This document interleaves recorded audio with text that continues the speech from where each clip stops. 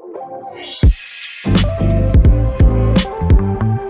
everyone, this is Why Does It Feel So Wrong to Be Human at Work? And in this episode, we're going to be talking about why does it feel so wrong to not use corporate jargon. One of the reasons why we wanted to tackle this topic was we see it all the time, and with a lot of our clients and sometimes even within our own teams. One of the things that made me think about this was a long time ago, I used to work for an investment company.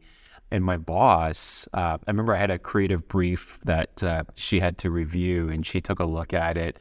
And later that afternoon, she said, "Hey, Chris, I've got some feedback for you." And so we sat down, we went through the creative brief, and she spoke for, it must have been an hour, sharing her feedback. And I was writing down on the brief, like just trying to put some of the words that she was saying down. And a funny thing happened, which was, everything she was saying was the English language, undoubtedly. But I realized by the end of it, not only did I have no clue about anything she just said, but B, I didn't even know enough to even ask the questions that I need to ask about without basically saying, "I have no idea what you just said. Can we slow this down? And can you spoon feed this to me like I'm 6 years old? I don't know where we go from here." I couldn't even do that. So I just kind of did what a lot of people do when you're young in your career. I nodded my head, said, got it. I didn't make a single change to my creative brief. We went to execution, and when it came back, she said, "This is perfect. This is exactly what I was looking for." And it's just like a comical thing that happened, which is, and she's a really, really lovely person. But honestly, Pinaki, there was this distinct sense that this language that she was using and developed for herself was almost for the sake of showing that, she belongs at that executive level. And it sounds so smart and official, and it kind of feels like it's more of a coping mechanism for things like imposter syndrome. And I think that's at the crux of what we want to try to tackle today is, this feeling that using corporate buzz speak equates to credibility on some level. I think people use these things to create this dynamic of power within the relationship all the time, and it's so wild. That is such a similar, interesting story where I was in a meeting, and now I come from a programming and computer science background, and I'm with another programmer, IT person. We're in a room with a bunch of marketers and communicators, and this person, this IT guy, is telling them all these things of what we're going to do and how they're going to implement and things like this. And I'm looking at this guy, I'm like, I have no idea what you're talking about. And I know what I'm talking about. And I'm like, everything you're saying is just not true. I'm not sure what's going on here. But everyone else in the room was like, yeah, okay, yeah, let's do it. And I was like, okay, that was one of my first times around the world where just using IT technical babble, I should say, to just sway a crowd, which is really wild, right? So this is a great topic to talk about, right? Why does it feel so wrong to not use corporate jargon, right? Why is it also so natural for us to just slip into this world of just putting words together and did we actually turn into corporate zombies at some point? The story that you said earlier, right? Do you think that you kind of blacked out? Was that movie Old School? Have you ever seen that movie Old School? Well, Will Ferrell, at the end, for those of you who haven't watched, this is a classic college story of, frat, drinking, partying, all that stuff. But at the end, they're on a debate team. And the one person who you least expect to do good on this debate just somehow blacks out and just says this amazing speech using all of this corporate jargon. But it's almost like he literally blacked out, and then he woke up and was like, "What did I say?" We use these big words a lot of the time. And is it even the most effective way to convey our thoughts or to communicate? So, we're not talking about just trying to speak with a relatable tone or voice, but I can't help but wonder if sometimes it actually affects the intent of the message because you're just trying so hard to sound smarter and more official and more executive. Welcome everyone to Why Does It Feel So Wrong? And in each episode, we're talking about these things that we've observed and from our clients and things that we really think are ripe for evolution. And we're not, Pinaki, you and I, we don't always have the right answers, but we're always comfortable that we want to make sure that all of us as organizations are asking the right questions.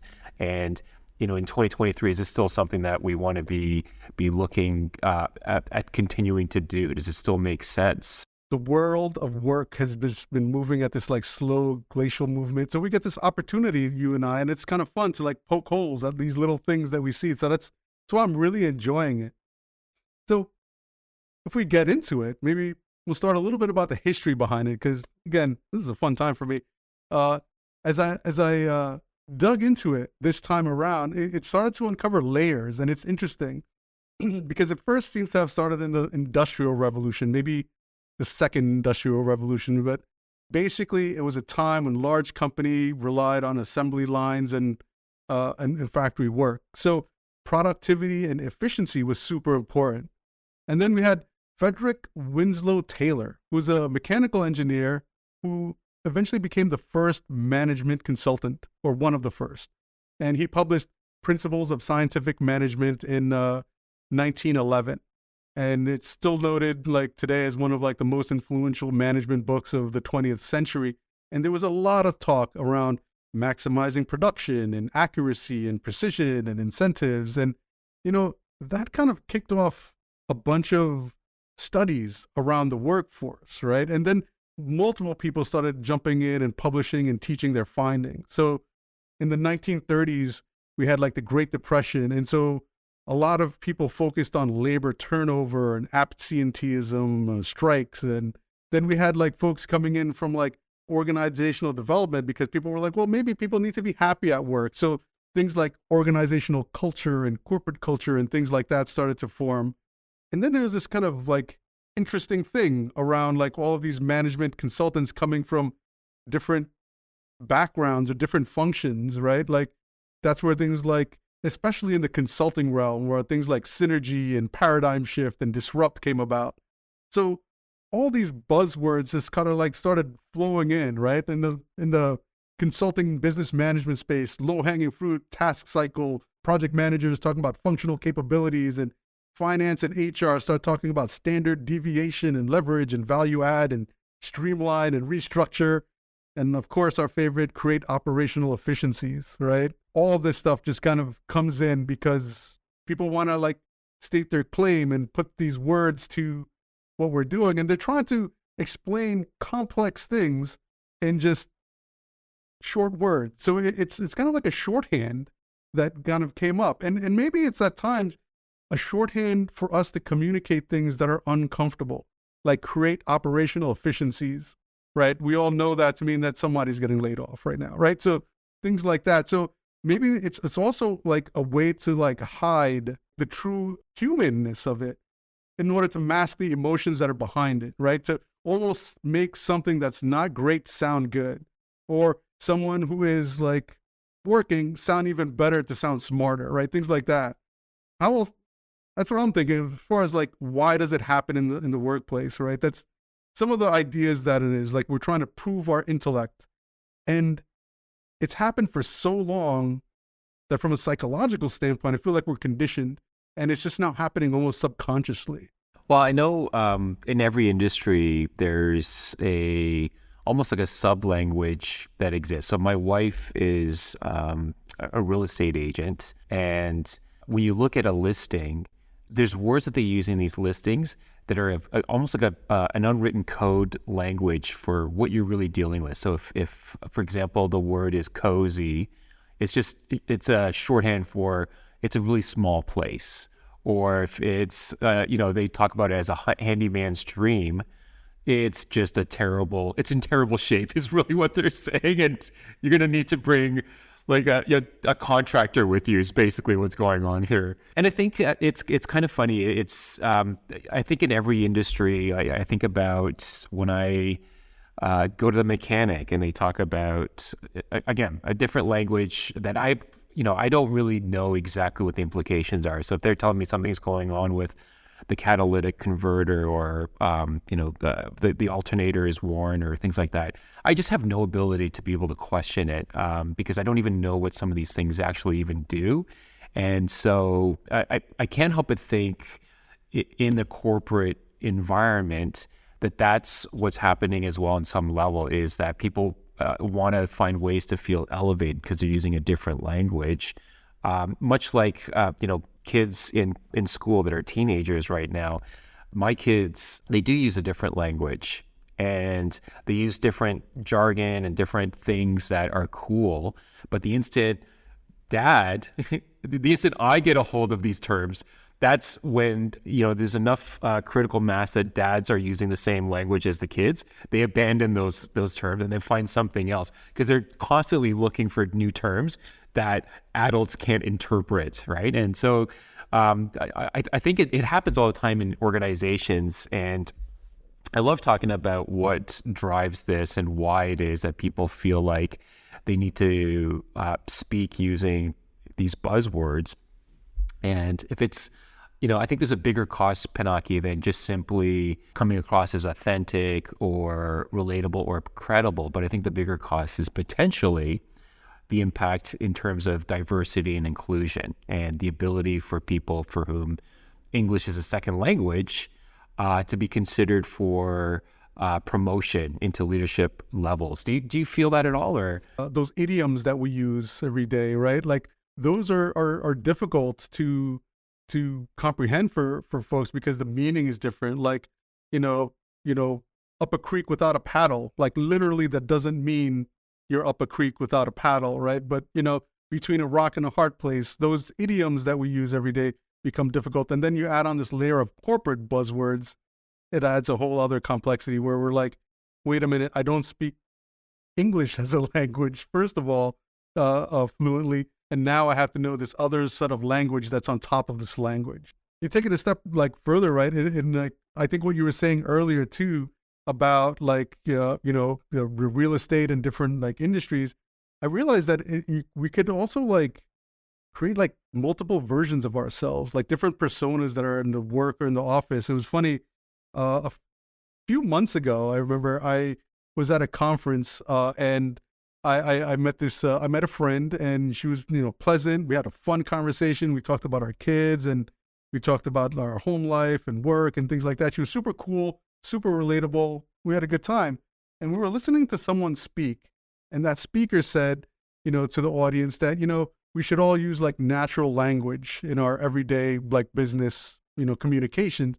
And my friend then turned to me and she almost whispered and said, that's me. I have trouble speaking naturally at work. And I was like, I found that so difficult to believe because I just spent all this time just hanging with her and she was so cool.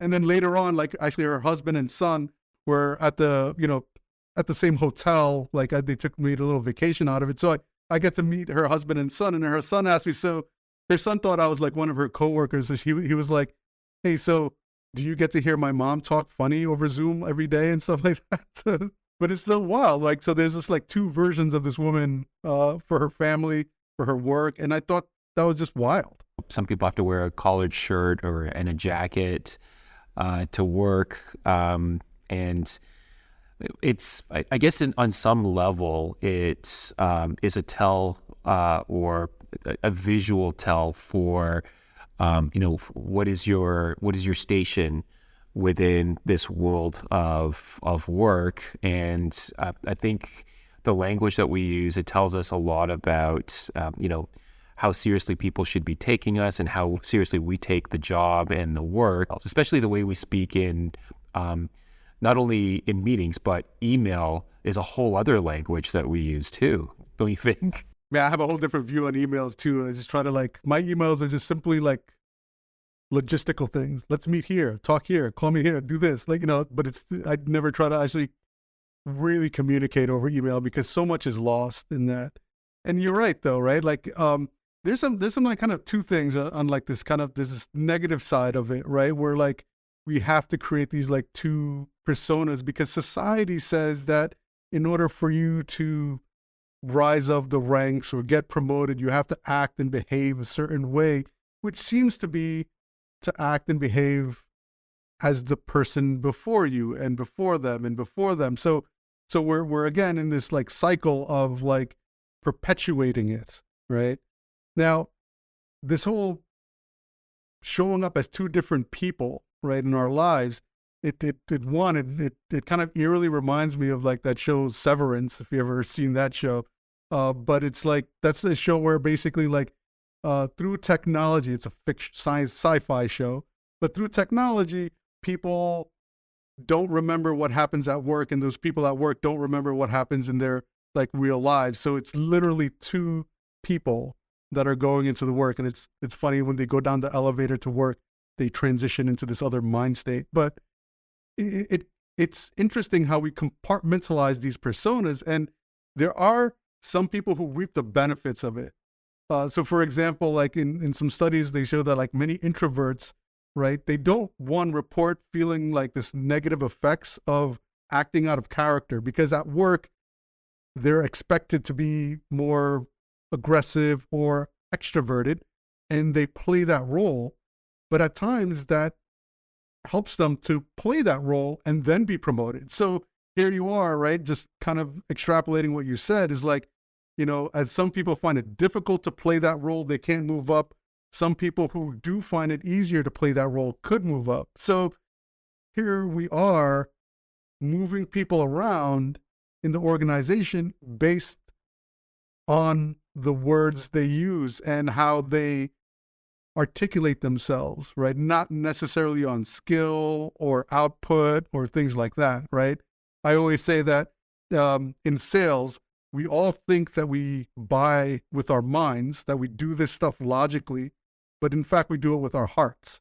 So I think that goes with like promotions and working with people. So we have to be very careful about the biases that we bring in and how we, I guess, rate each other and our skills apart from just buzzwords, right? Another area, in addition to the corporate jargon, which is just trying to find words that have more letters in it, is just the sheer volume of the content itself. So I think, I think a lot of people will compose emails that are unnecessarily long because it's a way to showcase, man, I worked really hard today.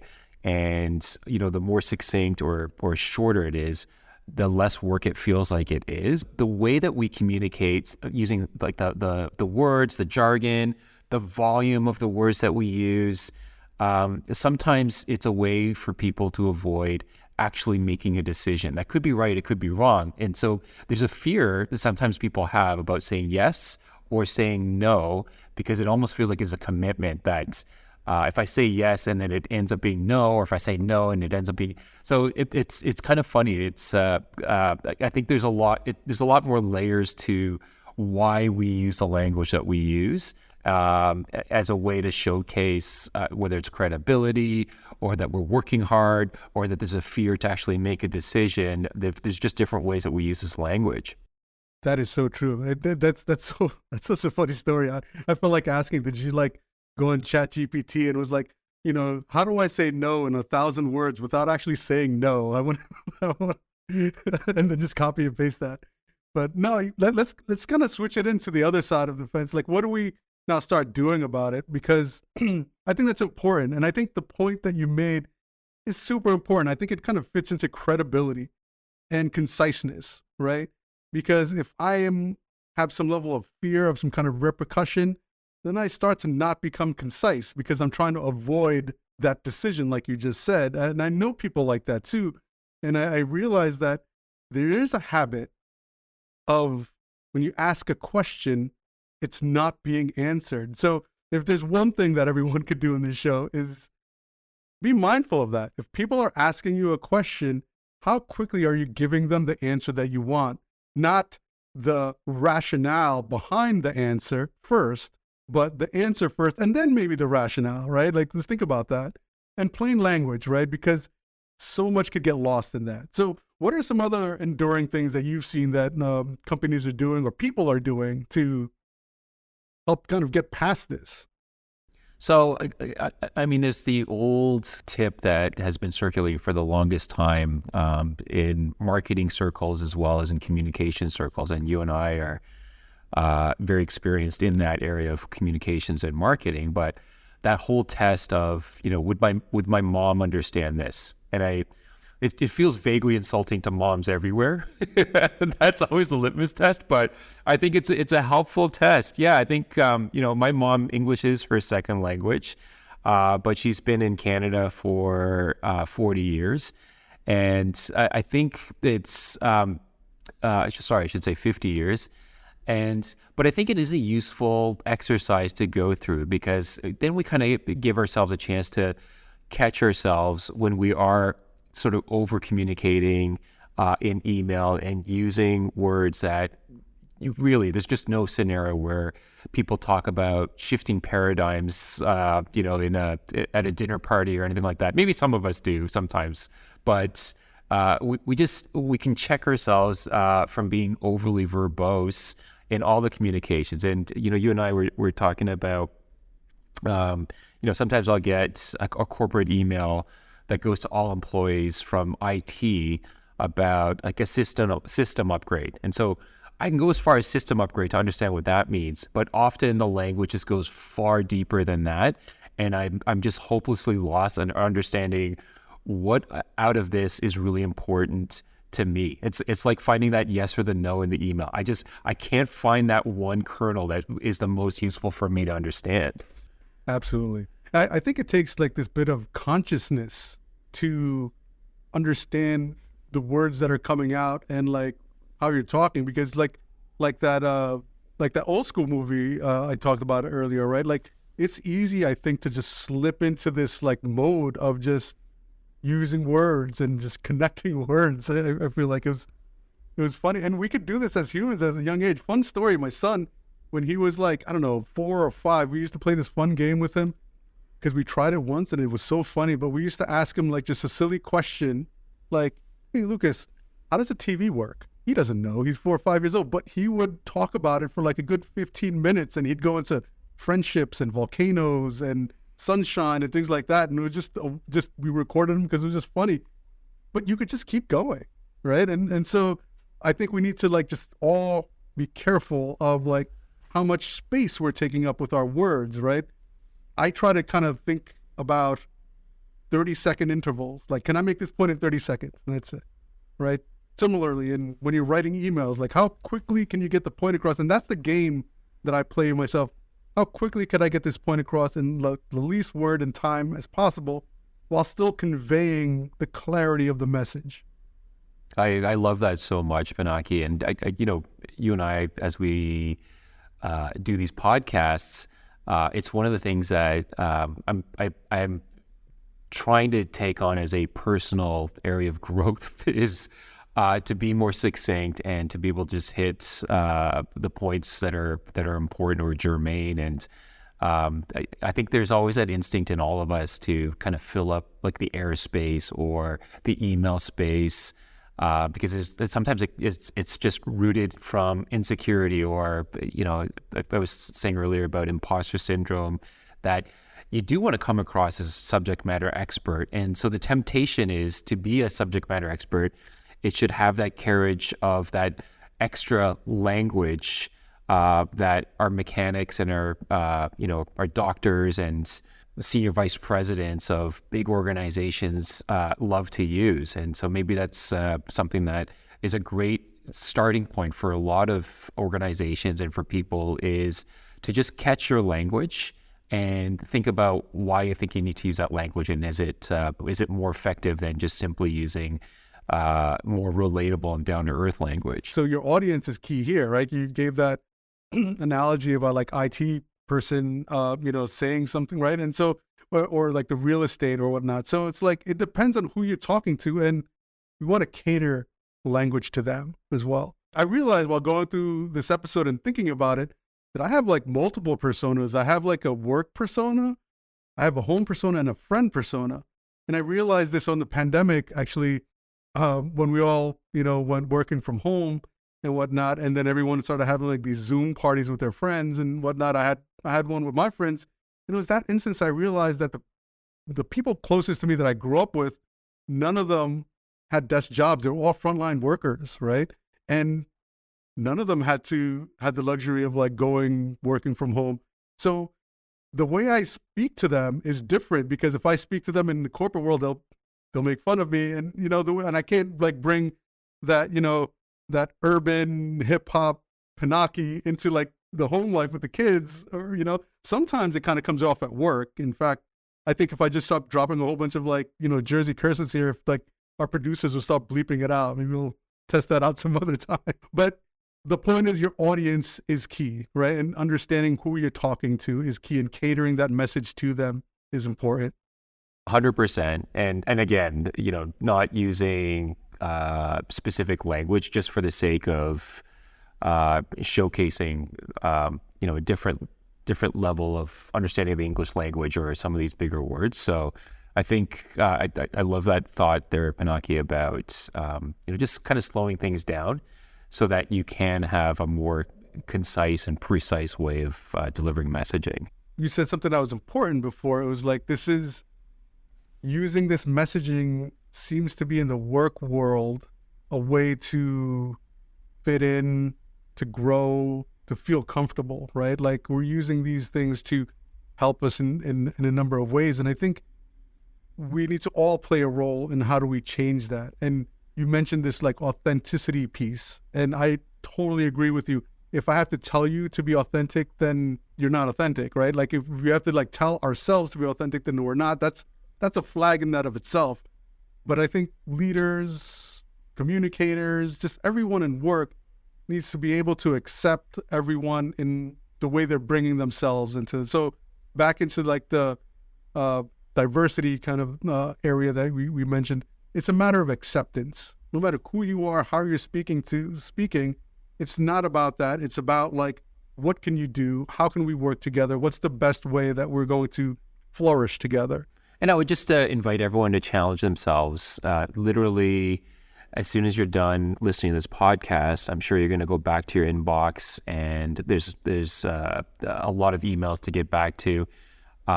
Maybe think about that as you compose your next email, particularly as you compose an email to senior management. Maybe thinking about your language, and are there ways that you can be more succinct and using a different language, certainly with your teams, but starting to move the dial in terms of how we interact with each other at work. Because I think as the lines get more and more blurred between that work and life, I think the same thing's going to happen with the language that we use. That's, in the search for this so-called authenticity, I think more and more, I think our language in the workplace is going to evolve. And by evolve, I mean, it's going to become a little bit more similar to how we normally talk with people in real life. Maybe we need to create our own like buzzword bingo cards for ourselves, and just kind of like ding ourselves whenever we find ourselves doing it, And I'd say I find this funny. Maybe we could push it a little bit further with like a buzzword bingo. I wonder if we could challenge everyone to like create their own new buzzwords or creative buzzwords, or just change it up a little bit, right? Find ways to just break the norm, and how would you say circle back in a different way or whatnot? Let's circle it through, circle it forward, circle it back. I don't know, but just create a different way and just use it as a way to like, let's approach the buzzwords as in levity and parody them in a way as well. That might be fun. That might be a fun game. I'm already preparing for it. I'm gonna practice on the weekends because I want to win this game. I'm very competitive, Pinaki, as you know. But that's a wrap. I think that's it for this episode of Why Does It Feel So Wrong to Be Human at Work? And I really thank everybody for tuning in here. I think this episode was a ton of fun because I think it's an area that we all know it exists. Pinaki, what I want to do is let's take this discussion offline after our hard stop here, and let's circle back and discuss how we might use blue sky thinking to deep dive on operationalizing actionable deliverables that can leverage our core competencies and low-hanging fruit while we manage the headwinds that might move the goalposts on us and shift the paradigms to positively impact this positive traction, and so we can create sustainable momentum. Best regards. Absolutely, Chris, let's do that. Thank you for listening. Tell your friends. I'm Pinaki Kathiari. We're here with Chris Lee. Shout out to Local Wisdom, localwisdom.com. They make this podcast happen. They'll help you communicate throughout your organization. Check them out, localwisdom.com. Follow us. Why does it feel so wrong to be human at work? We'll see you again next week. Thank you, Chris. Thank you, everybody, and be well.